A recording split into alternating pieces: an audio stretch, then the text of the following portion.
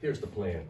It's going to be called a down payment help program, guaranteed rate of return, plus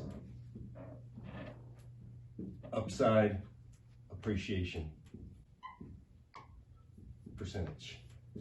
So if you're a new investor wants to come to you and they want to buy a house, or somebody that's been in the market and they don't have the down payment money, this is something that you can do to help them out to build your book of business for your hard money.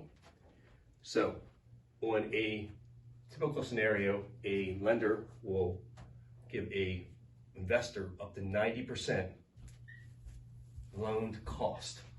So in our scenario, if we buy a property at $100,000 and we're going to put $50,000 of improvements in there, that's $150,000, right? Loan to cost at 90%. What's up? 90% of 150. Lukman? 135. It'd be 135. Good, Scout. So 135 is the maximum loan amount that a lender will make in this space. So it leaves a gap of $15,000, right?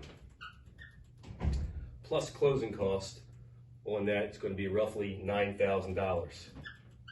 So all these would-be investors that want to come out and do either fix and flip or create a rental portfolio, they're going to need to be coming out with 24 grand. So it's very hard to come together with 24 grand, right? So what we're going to do is we're going to provide bridge financing in the form of, we're going to form a LLC with qualified people that we vet. We'll be the managing member, and they'll be a member. And we're going to contribute a certain percentage. And I don't recommend doing the whole thing because you want them to have some stake in the game. So I would think a good number would be anywhere between 25 and 30% of their own money. 25% of their own money, let's do this, would be 4 grand, right?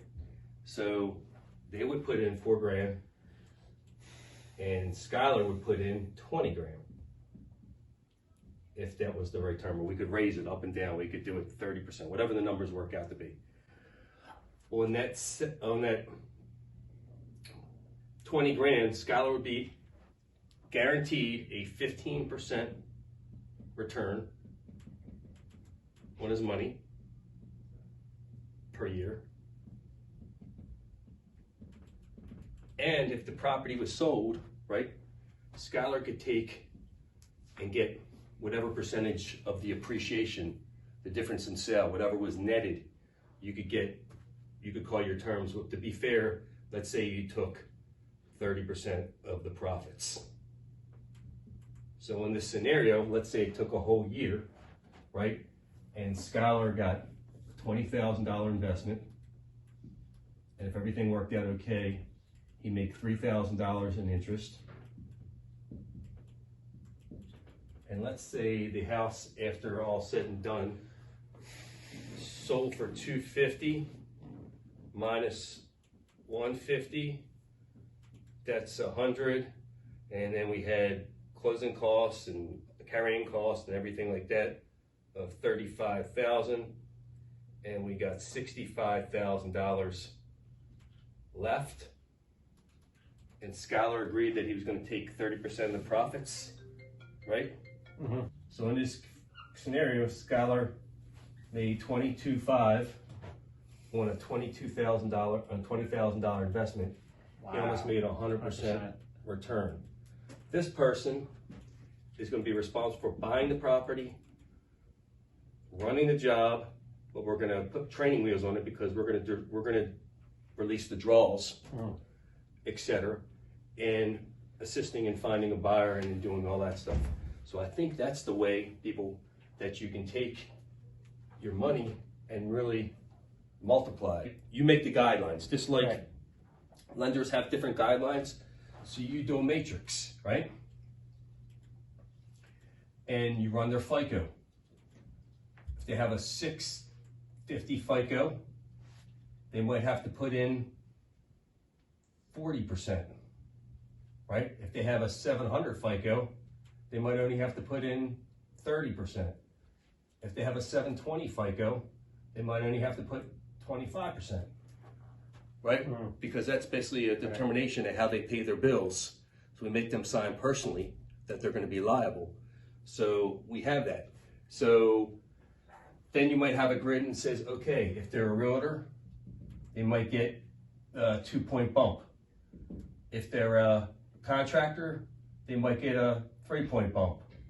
They got their MHIC or whatever. So you could have a different grid, and you just got to stand by that guidelines. But that's what I would do, is I would create a grid, I would create a scenario, and then all of a sudden you factor in what you got, and basically who would be a good, who would be the ideal customer for this kind of stuff, like contractors?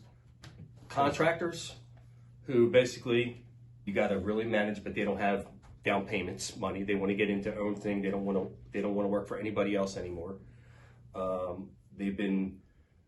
Their money's been shifted from people to people to people. So now you can come to play. You can run the job.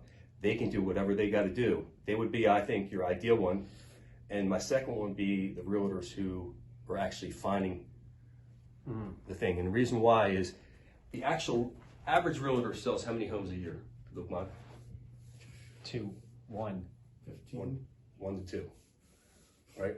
So if you got some of these people out there, some of the people that are selling it to investors, they might sell 5 or 6 a year, only to investors. So if they're making 30 grand a year, they don't have money to invest, right? But they're finding these properties for the investors. So if they can find you the property, half the art's finding the property. The other half of the gamut is selling the property, right? So if you get a good quality realtor that knows those things and been finding for them, so between realtors and contractors, the market's wide open.